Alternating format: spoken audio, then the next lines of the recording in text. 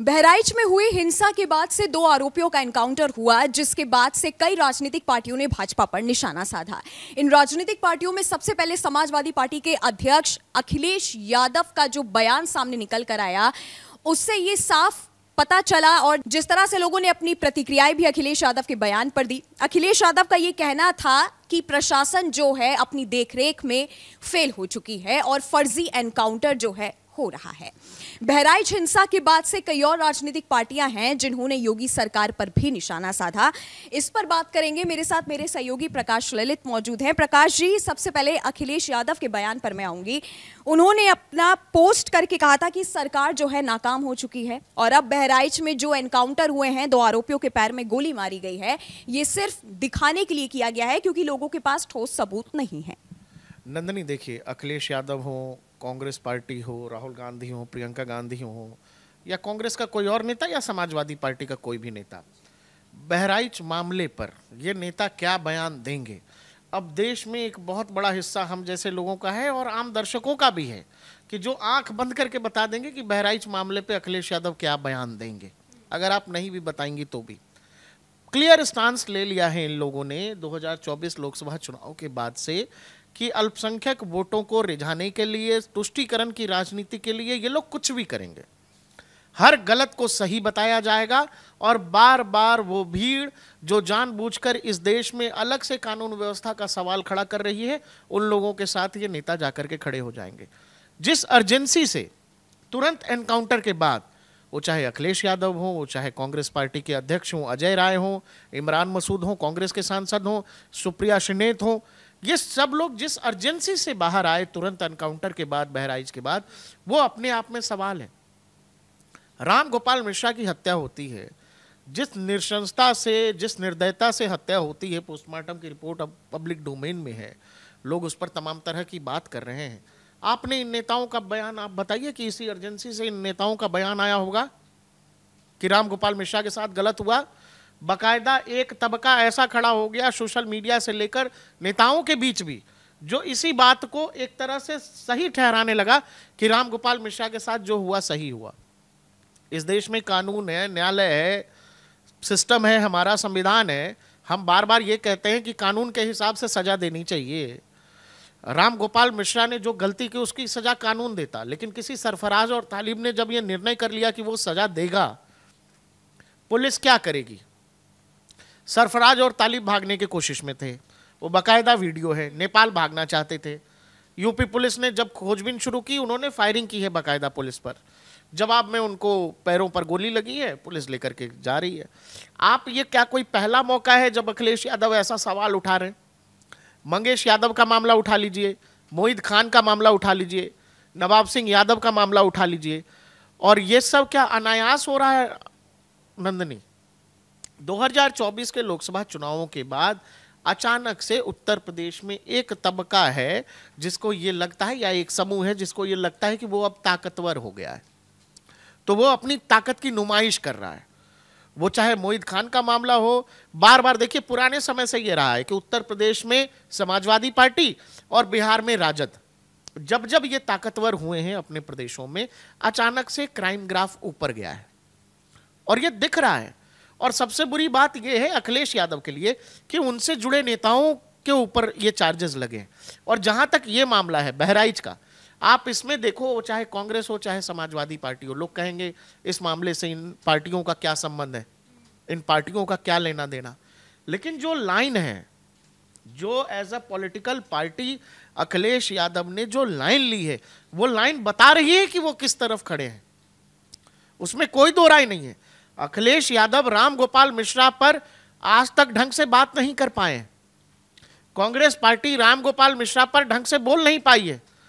लेकिन जो दंगाई है, जो अपराधी है, वो पुलिस के हत्थे चढ़ता है, यूं बयान आ जाता है। हालांकि प्रकाश जी, कांग्रेस सांसद इमरान मसूद का जो बयान आया वो मैं आपको सुनाती हूँ। उन्होंने कहा कि दुकान जलाने वालों को सजा होनी चाहिए। यही नहीं, बहराइच में जो हिंसा हुई उसमें महिलाओं के साथ जो बदसलूकी हुई है, 50 से ज्यादा घरों को आग के हवाले कर दिया गया, उन सब पर भी कार्रवाई होनी चाहिए। इमरान मसूद अचानक जग गए, अचानक जगे। वही है ना, जगने वाली, भाई या तो आप घटना के शुरुआत से जगो, अधिकार वो लोग जो राम गोपाल मिश्रा की बात से लेकर के इस एनकाउंटर तक बोल रहे हैं, उनको एक बार को आप जायज भी कहोगे?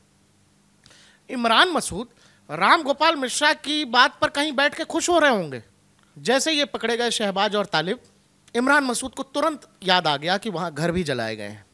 उससे पहले सब ओके था। इमरान मसूद हैं कौन? यही वही इमरान मसूद है ना जो मोदी के लिए बोटी बोटी की बात कर रहे थे। तो इमरान मसूद का मिजाज क्या है, इमरान मसूद कैसे नेता हैं, और इमरान मसूद की बात को कितना सीरियस लेना चाहिए, वो दर्शकों पर छोड़ दीजिए। हालांकि एआईएमआईएम की अध्यक्ष अगर ओवैसी का बयान आपको बताऊं तो उन्होंने कहा कि योगी की ठोक देंगे नीति को सब जानते हैं। उनका कहना है एनकाउंटर का सच जानना मुश्किल है और पुलिस के पास कोई ठोस सबूत नहीं थे, इसीलिए उन्होंने बहराइच में जो है आरोपियों का एनकाउंटर करना शुरू कर दिया। देखिए नंदी, एक बात तो है कि जब भी पुलिस कोई एनकाउंटर करती है उस पर सवाल उठता है, एनकाउंटर कहीं भी हो।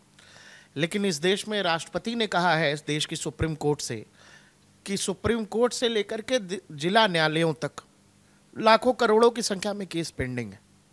क्या होगा? उत्तर प्रदेश पुलिस और उत्तर प्रदेश की कानून व्यवस्था पूरे देश में इसीलिए लोगों को पसंद आने लगी कि लोगों को लगता है कि ये वाले पुलिस जो है ना, ये तुरंत न्याय करती है। राम गोपाल मिश्रा के साथ जो कुछ हुआ, उत्तर प्रदेश पुलिस ने क्या करना था आप बताइए?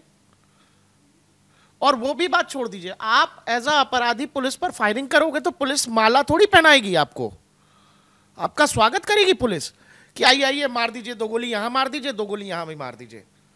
जवाबी कार्रवाई तो होगी ना, इसमें बुरा क्या लग रहा है लोगों को? हालांकि कांग्रेस अध्यक्ष अजय राय का जो बयान है प्रकाश जी, उनका भी यही कहना है सरकार ने फर्जी एनकाउंटर किया है, सरकार फेल हो चुकी है। और उसके बाद अगर कांग्रेस नेता अविनाश पांडे का बयान आप सबको बताऊं, उन्होंने कहा है कि एनकाउंटर के पीछे कोई ठोस सबूत नहीं है और प्रशासन को इसकी जिम्मेदारी लेनी पड़ेगी, प्रशासन जो है अपनी देखरेख में फेल हो चुकी। इन सभी नेताओं का बयान बहराइच एनकाउंटर पर क्या होगा वो सबको पता है। ये तमाम नेता, आपने कभी सुना है कि बंगाल में हो रही किसी रामनवमी में कि जुलूस पर जो पत्थरबाजी हो गई उस पर कभी कुछ अखिलेश यादव ने कह दिया हो? बिहार में रामनवमी के जुलूस पर पत्थरबाजी हुई, कभी कुछ कह दिया हो? गुजरात में गणेश पूजा के पंडाल पर पत्थरबाजी हुई हो, इन नेताओं का जवान खुला हो? नहीं खुलेगा। दरअसल 2024 के लोकसभा चुनाव में ये नतीजे ने तय कर दिया कि कौन किस तरफ खड़ा है। वो लोगों को देखना पड़ेगा, दर्शकों को ये बात समझ आ रही है। नहीं तो जितनी भी राजनीतिक पार्टियों का बयान प्रकाश जी मैंने आपको बताया, इन सब में से किसी ने भी राम गोपाल मिश्रा के बारे में बात नहीं की। इन सब का बस एक ही बयान था कि योगी की जो ठोक देंगे नीति है उनको अब पूरी दुनिया देख रही है। और जब से सीएम योगी के बुलडोजर एक्शन के बाद से अब ये जो फर्जी एनकाउंटर हो रहे हैं, इन सब में एक साथ राजनीतिक पार्टियों ने भाजपा पर निशाना साध दिया है। अब जिस तरह से 2 आरोपियों का एनकाउंटर हुआ है, अब इसके बाद आगे की कहानी क्या होगी? कहानी क्या होगी ये तो मैं नहीं कह सकता, लेकिन एक बात तो तय है कि हर पॉलिटिकल पार्टी ने एक लाइन तय कर ली है। और 2024 के लोकसभा चुनाव में जिस तरह से एक तरफा वोट हुआ है, वो समाजवादी पार्टी और कांग्रेस को मजबूर करती है कि वो हमेशा मुस्लिम भावनाओं का ख्याल रखे, कि मुसलमानों को कोई बात बुरी न लग जाए। आप अगर शहबाज और तालिब के साइड नहीं खड़े होंगे तो आपको ये लगता है कि मुसलमान बुरा मान जाएंगे, और इसीलिए कारण है कि आप जो लोग हत्या कर रहे हैं उनके साथ, उनकी भावनाओं के साथ आपको लगता है कि नहीं नहीं इनके साथ खड़ा होना चाहिए, और फर्जी एनकाउंटर और इस तरह की बातें हो रही हैं। हालांकि बहराइच में सरफराज और तालीम दोनों का एनकाउंटर हुआ और दोनों के पैरों में गोली जिस तरह से मारी गई, उसके बाद से अब सियासी हलचल तेज है।